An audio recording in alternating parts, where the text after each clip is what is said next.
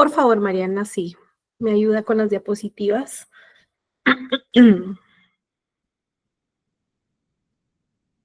Gracias, Mariana. Creo que la otra vez habíamos hablado sobre la, vamos a ver, sobre la Comisión Interamericana de Derechos Humanos. Nos habíamos quedado por ahí. Si pudiésemos ubicar o el Pacto de San José, por favor, Mariana. El- la Convención Americana sobre Derechos Humanos.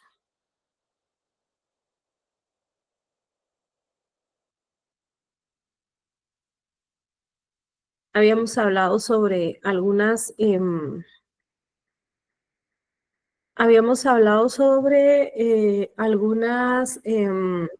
solo permítame, compañeros, voy a ir por mis gafas porque si no, no miro bien. Permítame.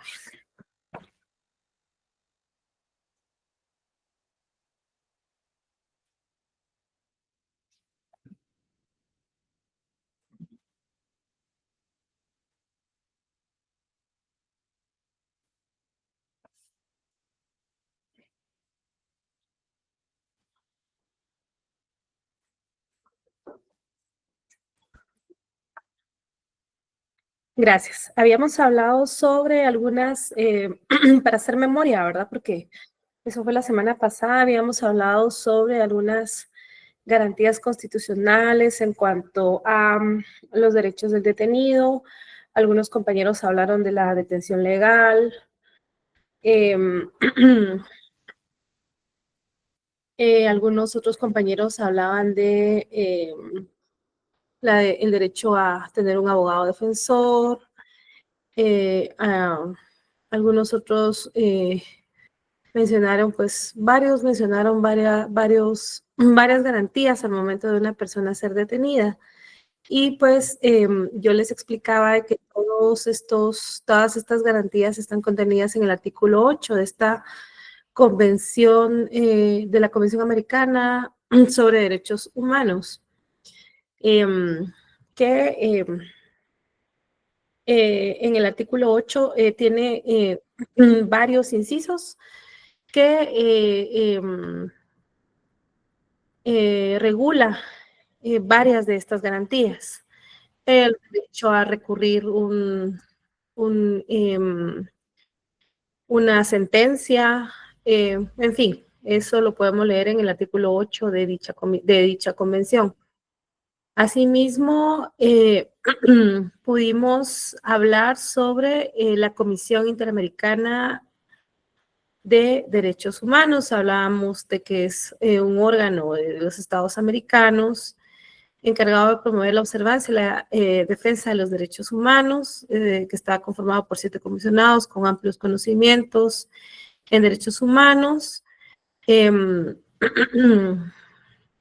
que junto con la Corte Interamericana forman el Sistema Interamericano de Derechos Humanos.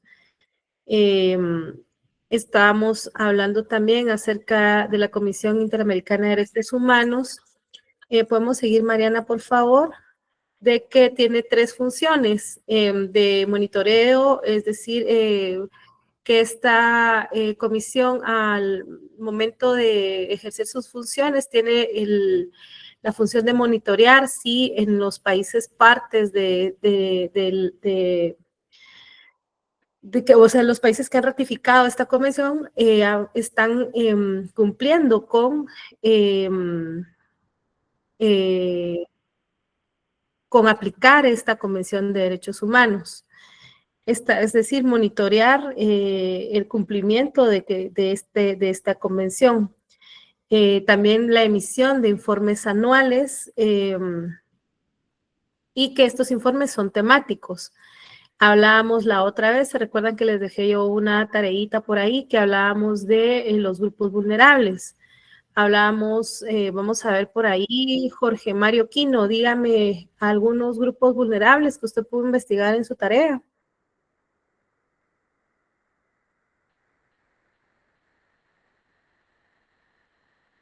Jorge Mario Quino. Mariana, si podemos proceder con la otra diapositiva en lo que Jorge Mario me responde. Ahí estamos, Mariana. Jorge Mario no se encuentra. No, Mariana, está muy adelante, se regresó mucho. Bueno, Jorge Mario, creo que no le vamos a tomar en cuenta la asistencia del día de hoy.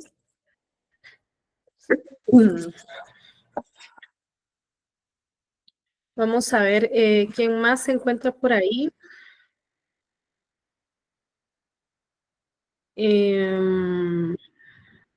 Marta, por favor. Buenas noches, licenciada. Dígame, Marta. Entre los grupos vulnerables están los niños y adolescentes, las personas de la tercera edad. Ah, bien, ahí quedémonos. Ya, gracias, Marta. Okay. Con esas dos, porque también le voy a dar la oportunidad a Luisabel. Gracias, Marta. Niños y adolescentes y personas de la tercera edad. Dígame, Obed. ¿Obed? ¿Podrían ser las personas de la tercera edad? Personas de la tercera edad. ¿Qué más? Podrían ser también las personas que tengan pobreza extrema. No tanto por ahí, pero está bien. ¿Alguna otra que se recuerde? También las personas de la comunidad LGTB. Exacto. Las mujeres, Lick. Exacto. Gracias, Luis Obed. La otra persona que me habló por ahí, no sé quién era, mujeres y niñas, ¿verdad? Yo. Yo no puedo ver su nombre porque por ahí alguien me está escribiendo. Oliver, gracias, Oliver. Muy bien. Y Marta por ahí me escribió, ¿verdad? ¿Qué me estaba diciendo? Nos hace falta un sector muy importante de nuestra población. Los Exacto. indígenas, Lick. Jerusalén, los indígenas, la población indígena, ¿verdad? Igual, Oliver. Por ahí estamos, exacto. Entonces, cuando les hablo de que la comisión puede realizar estos informes anuales temáticos, es pues porque pueden escoger, ¿verdad? Un tema en específico, también las personas Luis Ángel, gracias Luis Ángel, con personas con capacidades especiales o discapacitados. Entonces,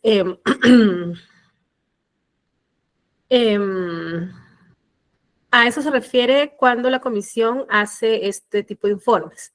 Peticiones y casos de violaciones es cuando lo que les explicaba, ¿verdad? De que puede una persona que se haya visto violentada en sus derechos por parte de un Estado dirigirse a la comisión para que la comisión pueda conocer de su caso y al caso la comisión le pasa su caso a la corte para que la corte pueda conocer de este caso, al igual que un Estado, que otro Estado que se considere violentado en alguno en algún derecho. Y emitir medidas cautelares. De las medidas cautelares no voy a ahondar mucho porque de eso vamos a hablar ampliamente el día de mañana. Pero pues ustedes ahorita con la coyuntura nacional pudieron escuchar, ¿verdad? De que algunas personas, algunas figuras públicas, sí, muchas gracias, Edna, niños y niñas y adolescentes. Eso fue lo primero que nos compartieron los compañeros.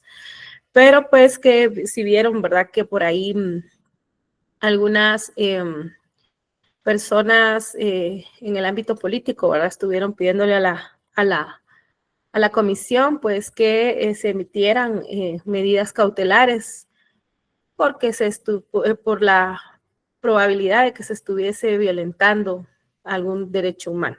Pero de eso vamos a hablar ampliamente el día de mañana. Siguiente, Mariana, por favor. Gracias.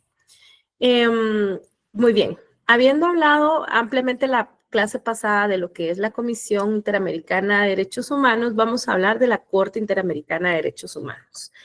Es el tribunal más importante del continente americano. Ya lo habíamos mencionado con anterioridad, y junto a la Comisión Interamericana de Derechos Humanos forman el Sistema Interamericano de Derechos Humanos.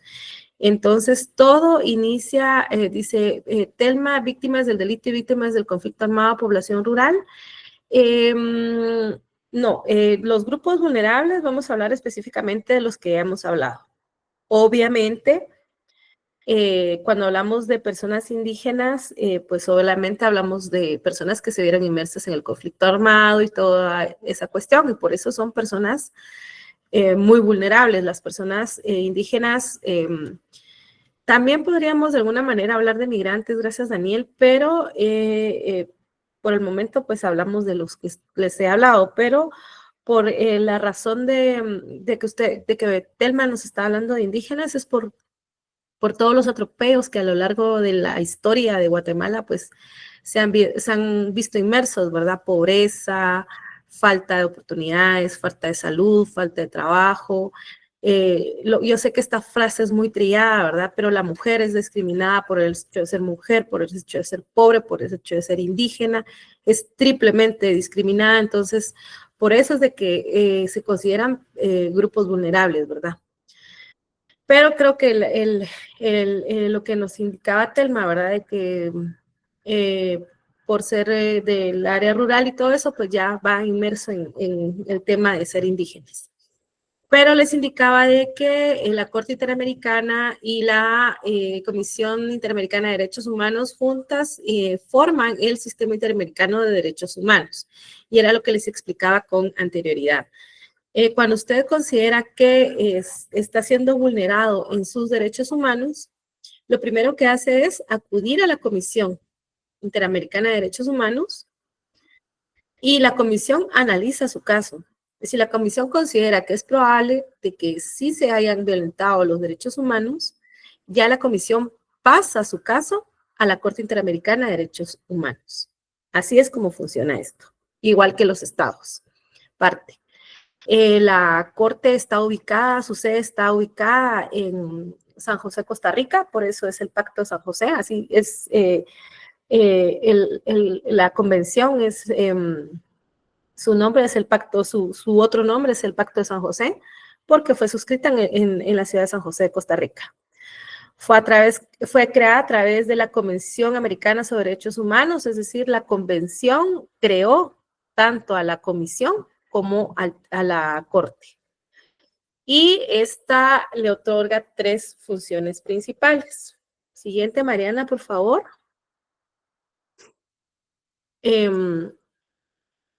Una de sus primeras funciones es una función contenciosa. Vamos poniendo la atención a esto porque recuerden de que esto es parte del examen final. Una de las funciones más importantes de la Corte Interamericana de Derechos Humanos es su función contenciosa.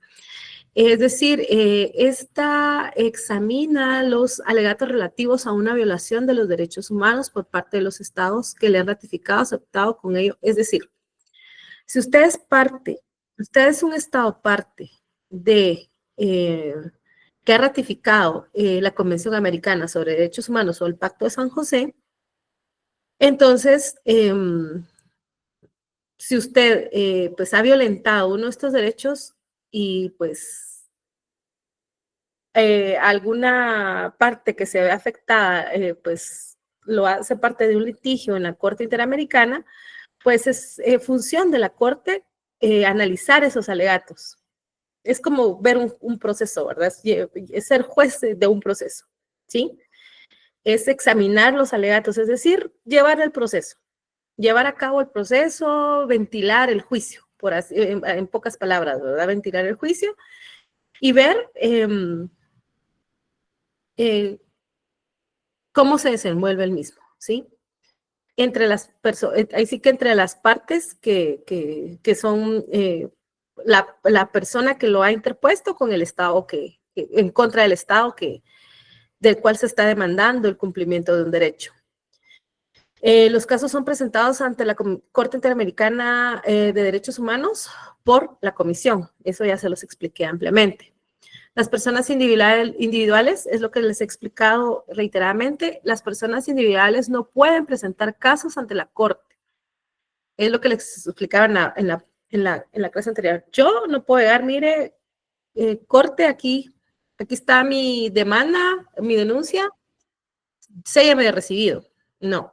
De primero es la comisión y después es la Corte.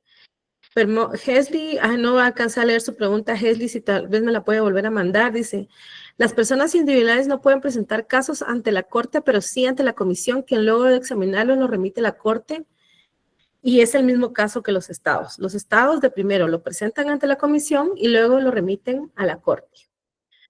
Siguiente, por favor, Mariana. Otra de las funciones que tiene la Corte es que al momento de emitir una sentencia, declara primero que la Corte es competente para conocer de un caso, del caso que está conociendo, ¿sí? Declarar que el caso que conoció, pues que cumple los requisitos de admisibilidad. Declarar las violaciones que están plasmadas en la convención y declarar las reparaciones. Las reparaciones pueden ser de diferentes tipos. Pueden ser reparaciones de carácter pecuniario y no pecuniario. Cuando hablamos de reparaciones pecuniarias, obviamente hablamos de indemnización monetaria, ¿sí? Toda indemnización monetaria tiene que estar bien dada, ¿sí?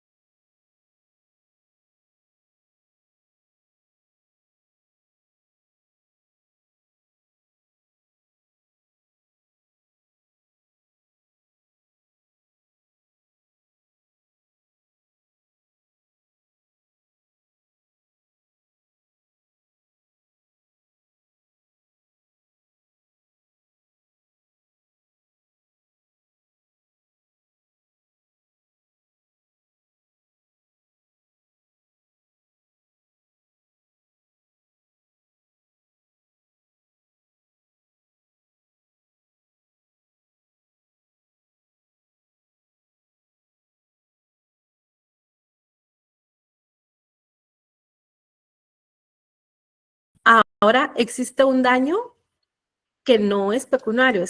Lo que yo les acabo de decir es un daño material. Y aparte existe un daño inmaterial. Dígame, Milton. Milton. Milton. Bueno,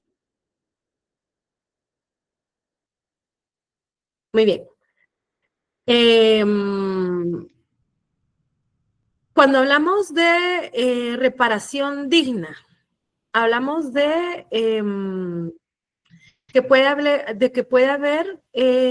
una reparación tanto pecuniaria, o sea, dineraria y no dineraria, ¿sí? Cuando hablamos de una reparación dineraria, podemos hablar de un daño emergente y de un lucro cesante. Por eso yo les preguntaba a Milton si ustedes ya vieron lo que es derecho civil. ¿En qué semestre está usted? Entonces, derecho civil ya lo vio, ¿verdad? Ya vimos lo que es daño, todo lo que son daños y toda esa cuestión.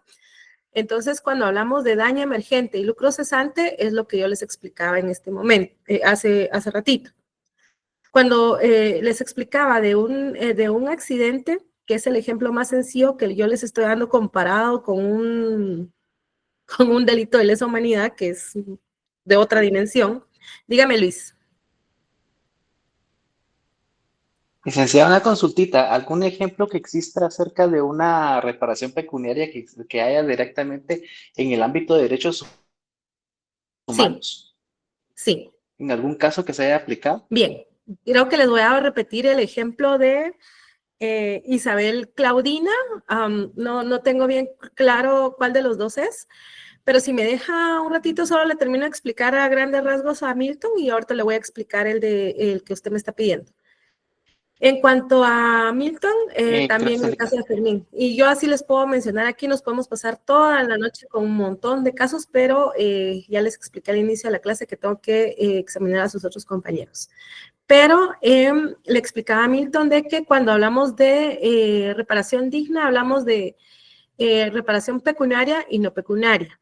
Específicamente en este caso de Claudina, la Corte, bueno, en casi todas las sentencias que ha emitido la Corte, se habla de que existe cuando hay una reparación, hay un daño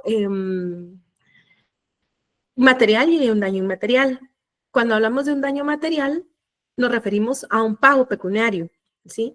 Y hablamos de un daño emergente, que es lo que usted deja de percibir económicamente inmediatamente. Y el lucro cesante es lo que, a causa del delito que le causaron, usted va a dejar de percibir a lo largo del tiempo. Por ejemplo, el ejemplo que yo les daba es que por un accidente que usted tuvo, usted va a dejar de trabajar. Por ejemplo, si usted era taxista y le chocaron su carro y su carro quedó destruido, usted va a dejar de trabajar por no sé cuántos meses y ese es su lucro cesante. A eso se refiere el daño emergente y el lucro cesante. Pero aparte hablamos de un daño moral o un daño inmaterial, que la víctima, por el hecho de haber sido sometido a un proceso penal, por el hecho de haber sido sometido a un proceso, sufre de estar yendo a tribunales, de estar siendo sometido, de alguna manera estar siendo revictimizado, y entonces todo eso es un daño que usted no lo ve, que usted no lo percibe, pero que ahí está. Y entonces ese daño moral también merece ser retribuido. A eso nos referimos con las reparaciones, que también se pronuncia la Corte Interamericana al momento de emitir sentencias. A responder la pregunta de Luis Obed, podemos hablar de que en la mayoría de sentencias que ha condenado la Corte al Estado de Guatemala, hablamos de condenas monetarias en dólares, porque son en dólares. Por ejemplo, a los papás de Isabel, no, es que confundo los nombres, pero no sé si era Claudina o Isabel. Ella era estudiante de Derecho, tenía un futuro, o sea, se les hace una proyección de vida, porque al momento de emitir una sentencia gracias Douglas de Claudina, al momento de emitir una sentencia por un homicidio o un asesinato, se hace un proyecto de vida. Por ejemplo, ¿qué proyecto de vida tenía la persona? ¿A qué se dedicaba esa persona? Se hace más o menos, de acuerdo al calendario mundial, cuántos años más o menos vamos a vivir de acuerdo a cómo está la vida actualmente. Entonces, de acuerdo a eso es de que se va calculando cuánto es la indemnización. No tengo en mente cuánto fue que se le indemnizó a los papás por ella, pero se les indemnizó por ella, se indemnizó al papá, se indemnizó a la mamá, incluso se indemnizó al hermano. Y aparte de eso, medidas de no repetición. Y de eso tenemos la alerta Isabel Claudina, porque para que esto no volviera a suceder. Entonces, ese es un ejemplo hacia grandes rasgos de las reparaciones que hace la Corte Interamericana en cuanto a las reparaciones. Reparaciones millonarias en casos del CAICI. Y así como esas, hay muchas más sentencias que podría yo pasar aquí, no sé, muchas clases. Y me encantaría que tuvieran ustedes la oportunidad de tener una clase que yo tuve con una doctora en derechos humanos que en 3 días de 3 horas nos hizo un resumen de sentencias, pero desafortunadamente no tenemos todo ese tiempo, pero sí a eso nos referimos cuando hablamos de reparaciones. ¿Alguien más me levantó la mano por ahí? No, bueno, seguimos, por favor, Mariana. Y hablamos de eso con medidas de no repetición, modificar las legislaciones, que hablamos de eso de Isabel Claudina. También podemos hablar de la alerta Alba Kenneth, ¿verdad? De que no se pudo entrar al inmueble de estas personas que tenían a este niño Kenneth, porque pues sabían que este niño estaba ahí, pero por no tener la orden o por tantas formalidades o burocracias, cuando entraron, pues ya era demasiado tarde, ¿verdad? Entonces, en honor a estos niños, que era Alba, que ese fue otro caso, y Kenneth, fue que se modificó la legislación y ahora existe esta alerta Alba Kenneth.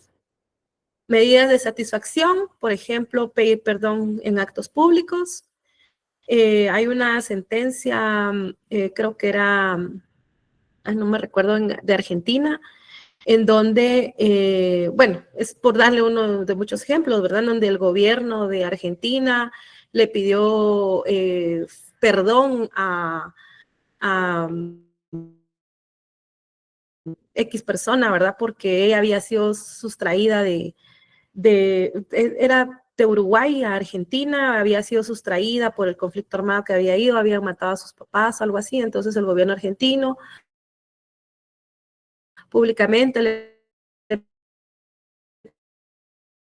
pidió perdón. Estas medidas de satisfacción, hay veces hay personas que no necesitan dinero, no necesitan modificación, con que el gobierno reconozca que se equivocó, para comunidades eso es suficiente, ¿sí?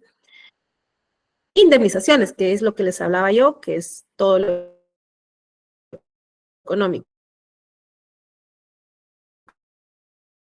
Que por lo regular la Corte se encarga de supervisar que el Estado cumpla con las reparaciones. Pues así debe de ser, ¿verdad? Porque ¿de qué sirve emitir una sentencia si una sentencia pues no va a ser debidamente ejecutorial? Lo que tristemente se da muchas veces en los casos aquí en Guatemala, que llegamos hasta una sentencia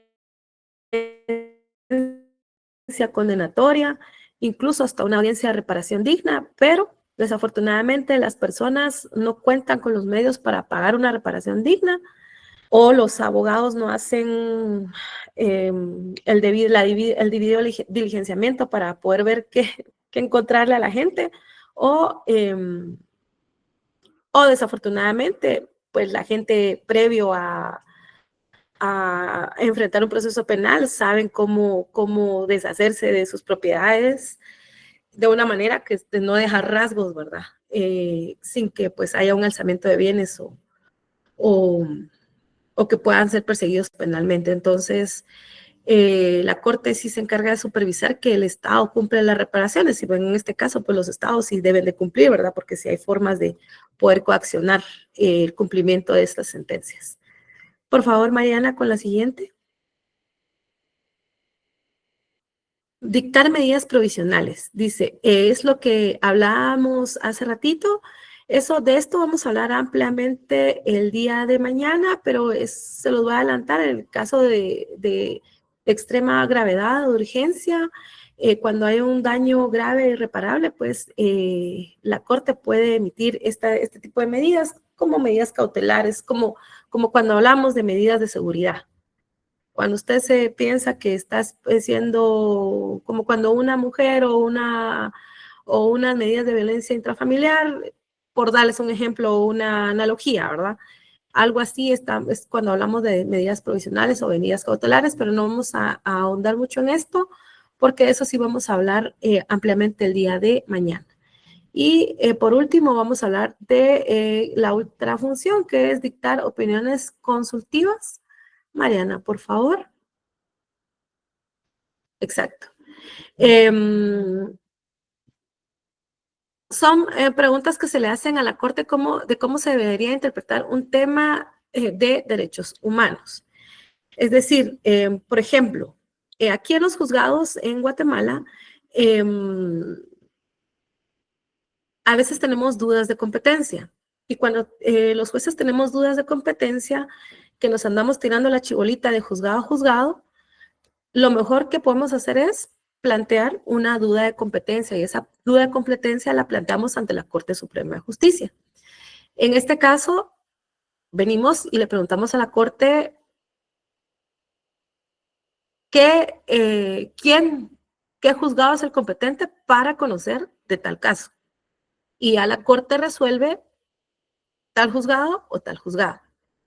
En este caso, es así. Los estados le preguntan a la Corte cómo se debería interpretar un tema de derecho en particular. Es algo similar. Para no caer en una violación a los derechos humanos. Es algo así como el control de convencionalidad, ¿verdad? Entonces, a eso se refiere esto en cuanto a cómo debería de interpretarse un tema de derechos humanos. Es esto en cuanto a esas preguntas que se le hacen a la Corte. Pueden ser solicitadas por los estados ante las partes de la Organización de Estados Americanos y se pueden consultar a la Corte si una ley es compatible o no con la convención. Es decir, si existe duda, por ejemplo, si el organismo legislativo va a emitir una ley, pero se tiene duda de si esta ley realmente va, o se tiene de alguna manera certeza de que esta ley va en contra de la convención, entonces esta se puede consultar a la Corte si pues está violentando o si esta no es compatible con la convención. Asimismo, al dictar estas opiniones, la Corte ejerce una función preventiva, puesto que está evitando que ocurran violaciones de derechos humanos. Es lo que les decía, si al momento de que, por ejemplo, el organismo legislativo está tratando de emitir una determinada ley, y se hace la consulta respectiva y la Corte dictamina si efectivamente, pues entonces lo que se está haciendo es prevenir vejámenes o violaciones en contra de los derechos humanos. Entonces, esta es una medida preventiva. Esto es en cuanto a la Corte Interamericana de Derechos Humanos. Vamos, como se los dije al inicio de la clase, compañeros, para los que no me lograron escuchar, existen varios compañeros que con excusa justificada no se examinaron de su examen parcial. Ahorita yo les voy a hacer el examen de manera oral, aquí en esta misma sesión, así es de que por ahorita lo vamos a dejar acá y nos vemos mañana a la misma hora. Así es de que deseenle suerte a sus compañeros y nos vemos. Mariana, no sé solo si me ayuda por favor con la asistencia, exacto, ahorita les vamos a pasar la asistencia por favor.